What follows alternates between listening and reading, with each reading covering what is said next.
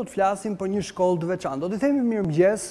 Lindita Latifi është pedagoge në Fakultetin e Historisë dhe Filologjisë. Mirëmëngjes dhe mirë se erdhe. Mirëmëngjes, faleminderit që pranove ftesën, sepse do të flasim për një shkollë verore që studion apo merret me osmanishten. Si lindi ideja një në radhë parë? Pse osmanishtja? Faleminderit për ftesën dhe që na jepni mundësinë ta prezantojmë në televizionin tuaj. Shkolla Verore Osmanishtes lindi si një iniciativë që një vit më parë dekanatit Fakultetit Histori Filologji, e cila hyri në marrëveshje dhe pranoi mbështetjen e Institutit të Gjuhës dhe Kulturës Turke Yunus Emre në Tiranë për organizimin e një shkolle të tillë. Ne quhemi Fakulteti Histori Filologji dhe natyrisht që nga bangat tona dalin jo vetëm arsimtar, por dhe studiues të mirëfillt, filolog. Filolog nuk mund të jesh dot në qoftë se nuk studion gjuhët e vjetra, dokumentacionin e vjetër. Ju e kuptoni rëndësinë e saj. Këtu nuk flas vetëm për osmanishten, por edhe për greqishten e vjetër, për latinishten e kështu me radhë. Në këtë mënyrë, Shkolla Verore e Osmanishtes ishte një domosdoshmëri në mënyrë që ne t'u jepnim një mundësi studentëve tanë që të fitonin një mjet pune praktikisht. Me mësimin e osmanishtes, ata armatosen me një mjet të cilin do ta përdorin mjaft mirë për të realizuar objektivat dhe synimet e tyre. Kishte kërkesa nga studentët për një shkollë të tillë? Lindi si nevojë e kërkesa? Sigurisht që kërkesa ka gjithmonë, sepse në fakultetin tonë ekziston dega e historisë, dega e gjuhëletërsisë shqipe, historianët, gjuhëtarët, letrarët merren me studime të mirëfillta në biblioteka, në arkiva, dhe për këtë arsye studentët tanë gjithmonë kanë pasur në vëmendjen e tyre mësimin e gjuhëve të vjetra. Në mënyrë të veçantë studentët e degës historisë. Sa do të zgjasë shkollë dhe cili është programi? Ku do të Shkolla Verore Osmanishtes fillon sot është edhe hapja, pas një ore bëhet hapja e kësaj shkolle dhe do të zgjasë deri me datën 22 Korrik. Praktikisht afro 2 javë mësimore.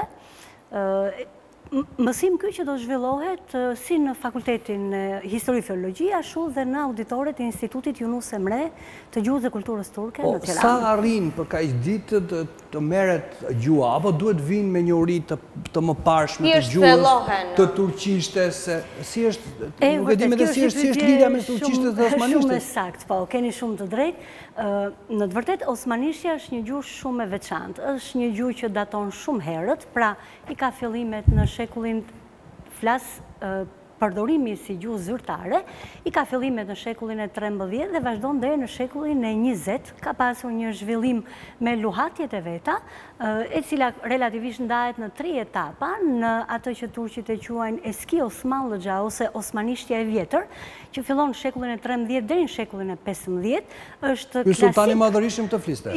Jo, klasik Osmanlıca fliste, osmanishten klasike, e cila daton nga shekulli 16 deri në shekullin në gjysmën e parë të shekullit 19 dhe më pas osmanishtja e re, jeni Osmanlıca nga shekulli gjysma e dytë e shekullit 19 deri në fillim të shekullit të 20. Të shkosh sot në Istanbul dhe të flasësh osmanishten e re, të merr vesh njëri? Po sigurisht. Të marrin vesh? Po, pa diskutim fare. Kuptohet pra, është lidhja me turqishtën? Studentët tanë në të vërtetë do të merren me atë që quhet osmanishte klasike, sepse praktikisht ata janë të interesuar të mësojnë osmanishten për transkriptimin e dokumentacioneve që gjenden në arkivat tona. Dhe natyrisht që ju e dini, është një periudhë 500 vjeçare, ku osmanishtja ka qenë shtrirë jo vetëm Shqipëri, në të gjithë tokat e perandorisë osmane të asaj kohe, dhe natyrisht si gjuhë zyrtare, dokumentacioni është ruajtur mjaft mirë në arkiva, studiuesit janë shumë të interesuar dhe çdo ditë më shumë edhe studiuesit shqiptar po i afrohen kësaj gjuhe. Cili është programi? Si është menduar që të organizohet shkolla? Është menduar që gjithë shkolla do të realizohet me bazën e 2 niveleve, niveli fillestar dhe niveli avancuar. Studentët që kanë ndjekur të njëjtën shkollë një vit më parë, sot janë në nivelin avancuar, sepse dhe gjatë vitit shkollor, ky është viti i dytë i shkollës, gjatë vitit shkollor ata kanë marrë dhe mësime në programin mësimor të tyre, sidomos studentët e degës historisë, mësime në turqisht dhe mësime në osmanisht. Por kemi edhe studentë të grupit fillestar, të cilët do ta fillojnë nga fillimi. Mësimi është menduar të realizohet në auditor dhe mësimi jashtë auditorit. Mësimi në auditor presupozon mësimin e osmanishtes, i cili do të kryhet nga 2 pedagogë të ardhur nga Universiteti Istanbulit, me marrëveshjen e fakultetit tonë dhe Institutit Yunus Emre. Veç tyre do t'ipen leksione nga lektor të ftuar të cilët do të japin njohuri të mirëfillta mbi historinë e perandorisë osmane, shtrirjen e perandorisë osmane, institucionet e perandorisë osmane, mbi ndikimet gjuhësore të osmanishtes, të turqishtes së hershme, mbi gjuhën shqipe dhe mbi gjuhë të tjera të Ballkanit, mbi ndikimet të kulturës, natyrisht duke futur këtu edhe element njohuri të shumta mbi restaurimin e monumenteve të kulturës që i përkasin periudhës osmane. Është një program intensiv, zgjat gjatë ditës? Po, është një program intensiv, disa orë para dite dhe në orët e drekës, por natyrisht është i kombinuar edhe me lëvizje në Muzeun Historik Kombëtar, në Arkivin e Shtetit, ku studentët do të prekin vetë dhe do të njohin nga afër dokumentacionin që gjendet në këtë gjuhë në Shqipëri. Tani, ju e cekët pak më parë thatë për arkivat. Është ky interesi kryesor që ne të kemi njerëz që të aksesojnë, jo vetëm to dokumenta që kemi ne këtu, po arkivat e perandorisë janë pafund, besoj unë, dhe duhen njerëz që të hynë të dinë t'i përdorin. Sigurisht. Ne kemi një arkiv shumë të pasur këtu. Unë mund t'ju them që ekzistojnë afro 1.100.000 e 200.000 dokumenta të patranskriptuara ende, po, në arkivin tonë këtu. Dhe mendohet që 10 fishi i tyre të jetë edhe në arkivat të tjera të Stambollit ose për Shqipërinë sigurisht. Por jo vetëm në Stamboll, ne harrojmë faktin që ishte një gjuhë e përhapur në të gjithë territorin e Ballkanit dhe natyrisht na duhet të shfrytëzojmë edhe arkivat të tjera të vendeve tjera të Ballkanit, sepse gjuha është e njëjtë. Se ka arkiva osman në Greqi për shembull? Sigurisht, po. Në të gjitha vendet e Ballkanit ka arkiva osmane dhe studime osmane në universitetet kryesore të këtyre vendeve. Interesi është shumë i madh sepse çdo filolog, pra çdo student që del nga bangat tona dhe që ka si objektiv të studimit të tij periudhën osmane, natyrisht është një nevojë dhe domosdoshmëri për të mësimi i osmanishtes, sepse nuk mund të arrish dot në analiza të thella historike, në përfundime reale, konkrete dhe përfundime të drejta, në qoftë se nuk prek me dorë dokumentacionin historik. Dhe shkenca e historisë mbështetet pikërisht në dokumentacionin. Tani është vetëm shkenca e historisë apo janë këto çështjet e pronave që na mbajnë këtu dhe ato fermanët na duhen se sigurisht edhe ato regjistrat, defterët pa diskutim fare, por nga ana tjetër ne na intereson jashtëmase dokumentacioni historik në mënyrë që të vëmë pikat mbi i dhe mbi ato çështje të padiskutuara, të paprekura, të lëna në heshtje, çështje ndoshta të trajtuara ndonjëherë edhe gabim, të pastudiuara ose qëllimisht gabim, sigurisht, të patrajtuara mirë, të cilat duhet jenë objekti studimit të këtyre studentëve tanë. Ka pasur kriteri në përzgjedhjen e studentëve? Natyrisht që ka pasur, por për qenë realist, fakulteti është interesuar që sigurisht të zgjedhin të japi mundësinë më saktë në rast të parë studentëve të fakultetit tonë, të cilët bëjnë përpjekjet maksimale gjatë gjithë vitit shkollor, kanë rezultatet më të mira për të arritur dhe për të realizuar objektivat e tyre. Është në synimet tona, në objektivet tona që t'i mundsojmë këtyre studentëve diçka që është shumë e veçantë në të vërtetë, sepse kurse jashtëshkollore të osmanishtes nuk ekzistojnë.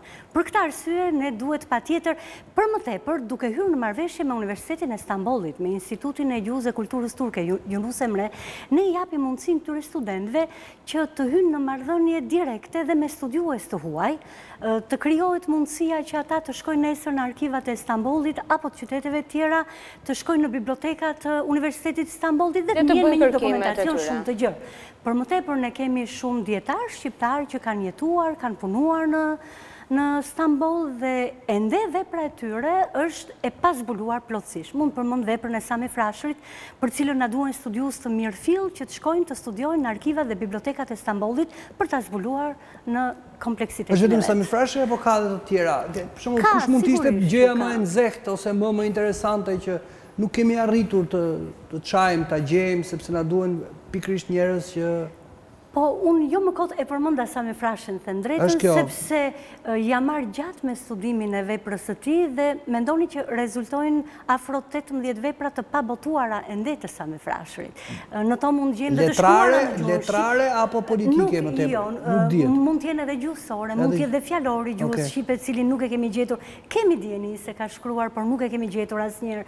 Pra, Osmanishtja në këtë rast është një mjet pune mjaft i mirë që i armatos këta student me ndijen e nevojshme që ata të vazhdojnë rrugtimin e tyre studimor. Kush mund thotë nëpërmjet këtyre se tani janë bërë këto shkollat që vjen Turqia e ushtron ndikim kudo për te interesit kulturor, lidhjet janë, lidhjet ekzistojnë mes kulturor dhe ekonomik. Sigurisht. Po ka rrezik që të paragjykohet, ja, po na pushtojnë tani me gjuhën. Nuk besoj, unë them se ky para se po na pushtojnë me telenovela jetë interes ekonomik, madje dhe kulturor, si shtat ju, është interes shkencor i yni. Absolutisht. Pra, interesi nga ne ekziston. Interesi është i yni, iniciativa faktikisht ishte e jona, dhe në të vërtet, fakti që studentët vërtet tregojnë një interes të madh dhe duan ta kthejnë në fushë të studimit tyre, si objekt të studimit tyre, ne kjo na gëzon dhe nuk kapset na trembi për asnjë. Jeni të kënaqur me interesin e studentëve dhe pse mendoni se vjen gjithë kjo interes? Unë jam shumë e kënaqur, ne të gjithë kolegët jemi të kënaqur, sepse unë e cilësova. Prej vitesh, praktikisht, ne po prodhonim vetëm arsimtar. Ka ardhur koha që Fakulteti Histori Filologji, ashtu siç ka qenë gjithmonë në themele dhe në bërthamën e vet, të përgatisë dhe filolog të mirëfillt. Kjo është arsyeja që ne na kënaq interesi i studentëve, për më tepër interesi shkencor. Interesi shkencor është ai më... Si e pret Yunus Emreja nga ana e vet, domethënë shteti turk, ideja e një shkolle të tillë këtu, ka entuziazëm në mbështetje? Sigurisht, Instituti Yunus Emre edhe një vit më parë, edhe këtë vit, dhe mendoj se kjo do të kthehet kjo shkollë në tradit, pra do të jetë në Vimsi, duke krijuar këtë eksperiencë të bukur edhe bashkëpunimi, e pret me interes pa diskutim fare, sepse edhe shkenca e historisë në Turqi ka nevojë për specialistët shqiptar, sepse nuk din shqip, është shumë e thjeshtë. Dëgjushit? Sigurisht, natyrisht që... Pra është një mundësi vendi pune, punësimi, apo mundësi studimi... Sigurisht, patjetër në arkiva pa diskutim fare, në arkiva dhe në bibliotekat e mëdha patjetër fare. Aq më tepër nuk ka pse të ketë paragjykim. Apo jemi arkadash gjithë edhe? Po jo, do të thënë, duhet ta mendojmë, ne kemi qenë praktikisht 500 vjet, është edhe një lloj bashkëtese për post të tjerave. Bashkëtes në kuptimin që përderisa ka ekzistuar një gjuhë, përderisa kemi qenë në kaq vite lidhje, sigurisht që ndikimet gjuhësore, ndikimet kulturore janë të pashmangshme. Mjafton të them që në gjuhën shqipe, sipas fjalorit të Tahir Dizdarit, ekzistojnë 4448 huazime turke. Pra është një numër dhe përsëri ky është numër shumë i vogël në krahasim me huazime turke që kanë mësuar gjuhët e tjera të Ballkanit. Do të thënë qendrona është shpreha populli vëlla turk. Po. Ata studentët se këtu ka një debat shumë të madh, jemi popull vëlla apo e kemi popull vëlla apo ishin pushtues? E kemi partner strategjik. Nuk hyn këtij debati. Domethënë shkolla verore e Osmanishtes është tërësisht shkencore dhe mendoni ta vazhdoni sërish vitin tjetër? Sigurisht. Ne besojmë se kemi krijuar një traditë e cila duhet vazhduar. Një traditë e cila në fakt po ndiqet edhe nga të tjerët në këtë vit. Po, pa diskutim. Që e keni pasur kohën e mbar. Ata të cilët marrin pjesë në këtë shkollë verore, në këtë vit në këtë shkollë verore, mund të aplikojnë sërish vitin tjetër për të theluar edhe më shumë? Mund të aplikojnë në nivelin tjetër dhe vitin tjetër mund të kemi edhe një nivel edhe më të thelluar, që do të kalojnë në leximin dhe transkriptimin e dokumentacionit. Jashtë auditoreve, jashtë klasave do dilni, do ketë kështu vizita, si do funksionojnë edhe një vit më parë, edhe këtë vit në fundjavë ne shkojmë praktikisht në monumente trashëgimisë kulturore, aty ku ndihen gjurmët osmane. Këtë vit është më parë kemi shkuar në Shkodër, në Berat, të vit planifikohet të shkojmë në Gjirokastër. Janë gjurmët kryesore xhamit apo ka... Jo, nuk janë vetëm xhamit. Nuk janë vetëm xhamit, kemi pjesë të kalave, kemi pazaret, kemi ndërtesa të shumta, shtëpi të zakonshme, por që në të vërtet janë me arkitekturë osmane, kaldrëmet, hamamet, shumë po, pa diskutim dhe ka filluar dhe restaurimi i tyre. Qartë, hamami Krujës është... Hamami Krujës, po, jo vetëm ai. Në djenin time, unë di që Agjencia Turke për Koordinim dhe Bashkëpunim TIKA, sigurisht që ka marrë përsipër restaurimin e një pjese të kësaj trashëgimie kulturore që na takon ne pa diskutim, por që ka vlera të veçanta, kryesisht për ruajtjen e identitetit arkitekturor të tyre. Kjo ka shumë rëndësi.